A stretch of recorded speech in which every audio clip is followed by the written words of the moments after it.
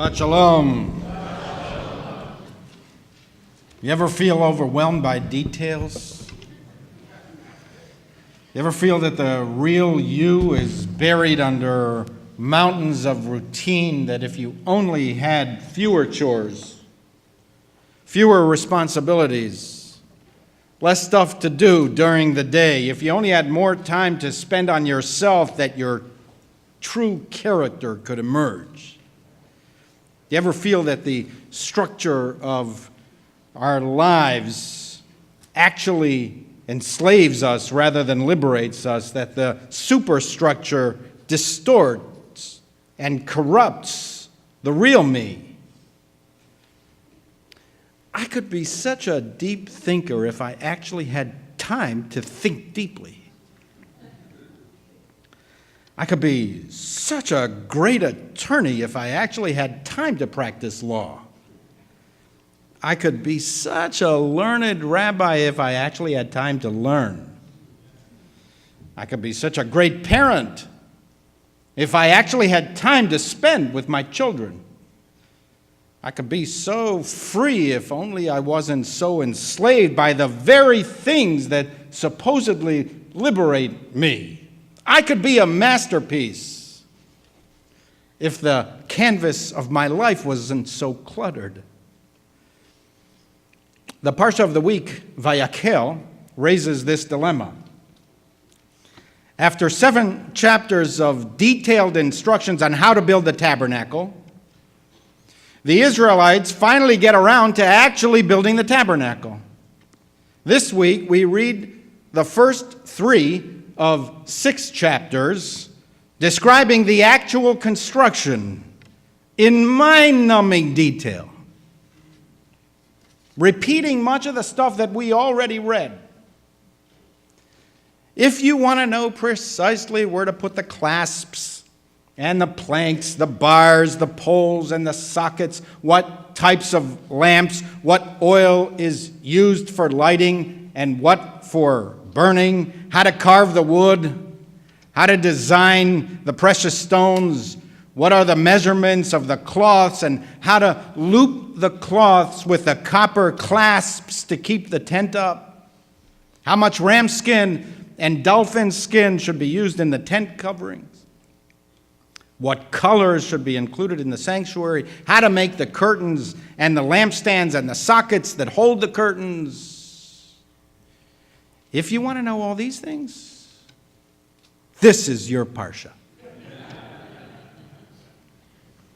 In the seminary,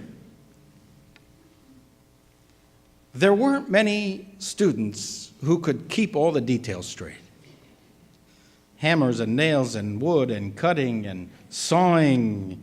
If we were good at that stuff, we wouldn't have ended up in rabbinical school in the first place. Many of us didn't even understand what these words meant in English, let alone in Hebrew, biblical Hebrew.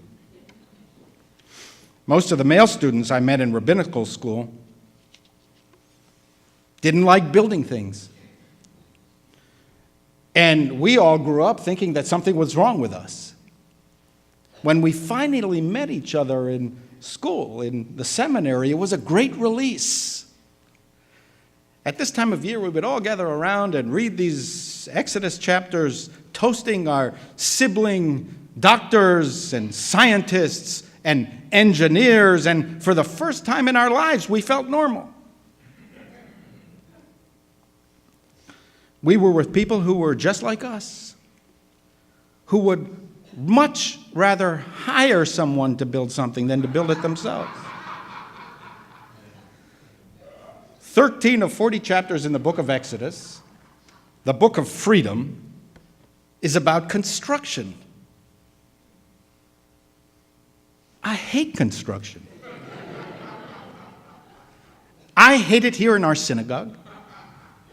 You know, we have a very old building. It's falling apart. Actually, not anymore. But we're always constructing something. I hate construction in our synagogue. I hate it at home. I hate it on the streets of our city that is increasingly like one big island of perpetual construction. I can't get away from construction, even in studying the Torah. The purpose of the Parsha was God, but it describes carpentry. The goal was reflection, but it's about labor. The objective was purity, but the Parsha is about physical effort. The aspiration was of the spirit, but the Parsha is about perspiration, the sweat of the brow. The point was life's big picture, but the Parsha is about the smallest of details. And we learn from this a fundamental lesson. The grandest human accomplishment is the result of the smallest daily decisions. The sublime is the product of the ordinary. Even a masterpiece started as oil on canvas. An eyewitness to Leonardo da Vinci's work on the Last Supper described how the master painted. He would arrive early, climb up on the scaffolding, and begin to work. Sometimes he stayed there from dawn until sunset, never once laying down his brush, forgetting to eat and to drink, painting without a pause.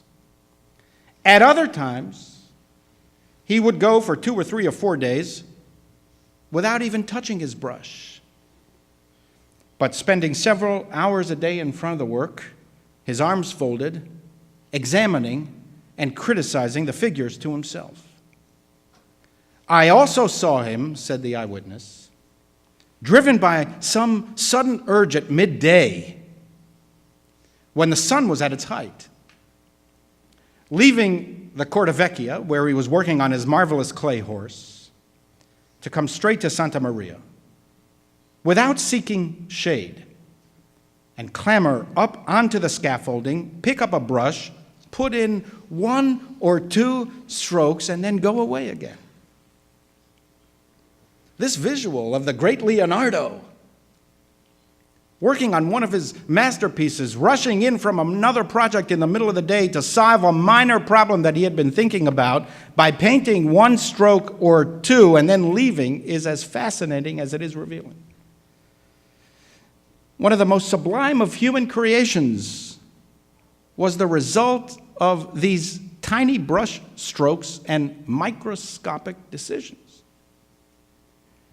We are so familiar with Da Vinci's final masterpiece that its perfection seems inevitable to us, but every inch of the canvas was fought over by the great master.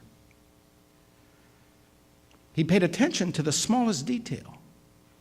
He changed his mind. He sweated, was covered in dust, and struggled every day, contradicting himself and changing his mind over and over again. And this is true for all of us. Every inch of the canvas of our lives are fought over. Unity is achieved through division, harmony through discord, integrity through discrepancy, consistency through contradiction, success through failure, progress through stagnation, wholeness is the result of brokenness.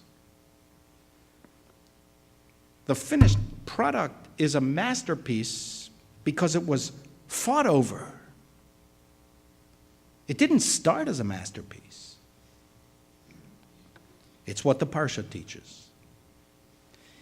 Even the most sublime idea of all, the knowledge of God, requires nails and rope and wood and stone and oil and metals.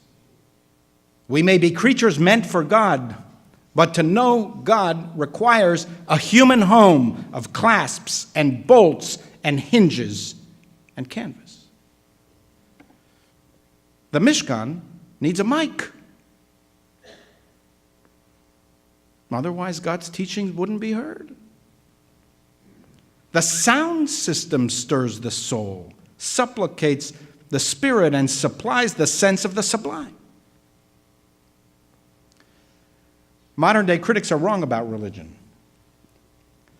Far from being a primitive concept, the God idea is the most advanced idea of all. Religion is the pinnacle of human achievement because it seeks to put the individual in harmony with the life forces of the universe that would otherwise not be sensed. But even the discovery and experience of God requires daily toil. This is what the Bible teaches. The soul begins as potential. It must be elevated by the plain, basic, ordinary stuff of life. The pillars come first and must be sunk deep, and then the heights. If you seek serenity, you must be prepared for disruption. Understanding begins in confusion. Bliss comes from agitation. Patience is the result of restlessness.